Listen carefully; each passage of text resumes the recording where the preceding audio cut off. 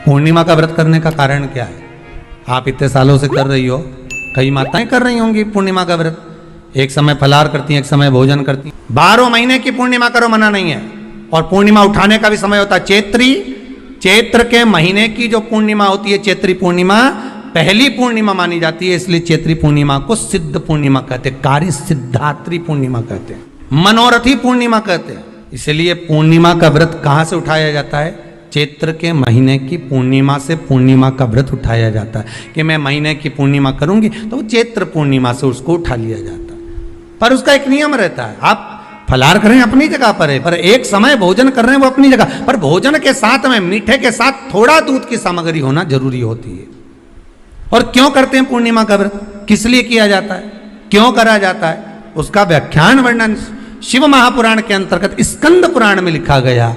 स्कंद पुराण में वर्णन किया है श्री वेद व्यास जी महाराज ने, कहा ये पूर्णिमा का व्रत इसलिए किया जाता है कि व्यक्ति का जब मन गलत भ्रम में जाने लगता है, मन जब गलत जगह पर जाने लगता है, तो ये मन को गलत जगह पर ले जाने वाला कौन होता है? तो कहा ये चंद्र होता है। व्यक्ति की राशि के अंतर्गत, व्यक्ति की पत्रिका के अंतर्गत, व्यक्ति की ग्रह दशा के अंतर्गत जब चंद्र बेकार चलता है तो व्यक्ति अच्छा करते करते भी बेकार करने लग जाता है। कई माताएं कहती हैं गुरुजी हमारे बेटे को आशीर्वाद दीजिए, बहुत गलत संगत में जा रहा है, मतलब समझ जाना कि चंद्र गड़बड़ जा रहा है। बेटी अगर गलत मार्ग पर जा रही है, ये किसी अन्य व्यक्ति की ओर आकर्षित हो, चंद्र गड़बड़ हो रहा है, उसका चंद्र कहीं जा रहा, कोई पुरुष कोई लड़का कोई गलत मार्ग पर जा रहा है, चंद्र गड़बड़ हो रहा है। घर में जो क्लेश उत्पन्न होता है, घर में जो विवाद उत्पन्न होता है, उस विवाद को रोकने के लिए केवल चंद्र की ही, इसलिए तो पूर्णिमा घर की नारियां हमारे यहाँ हिंदू धर्म में यहां तक स्कंद पुराण में कह दिया कोई रोग से ग्रसित ना हो, उसका पुत्र किसी रोग में ना पड़े।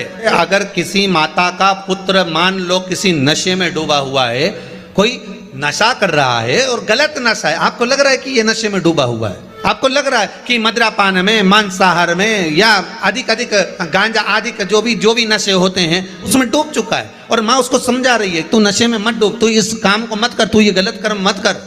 माँ उसको समझा कर हार गई। तो मेरा माताओं से निवेदन है आप उसको समझाना बंद कर दो, एक काम करना प्रारंभ कर दीजिए। हमें जो शिव महापुराण के माध्यम से शास्त्र कह रहा है कि आप 32 पूर्णिमा के व्रत प्रारंभ कर दो। उसमें करना क्या है आपको? केवल जिस दिन व्रत रहे रात्रि के समय पर कोई भी मीठा कुछ भी सामग्री आप चंद्र की रोशनी में, चंद्र को अर्घ देने के बाद, पूजन करने के बाद उसको रखो, और वही सामग्री जो नशा कर रहा है उसको पूर्णिमा के दूसरे दिन उसको खिलाओ। आप धीरे धीरे खिलाना चालू करेंगे, जिस नशे में वो डूबा हुआ उस नशे से वो छूटना प्रारंभ हो जाएगा। 2 पूर्णिमा व्रत करके तो देखो, तीसरे में तुम्हें जरूरत ही नहीं पड़ेगी, धीरे धीरे वो छूटना प्रारंभ हो जाएगा। वेधव्य नहीं होना चाहती है उस नारी को पूर्णिमा के कितने व्रत करना चाहिए? जिस नारी के यहाँ संतान नहीं हो, औलाद नहीं हो, उसको पूर्णिमा के कितने व्रत करना चाहिए?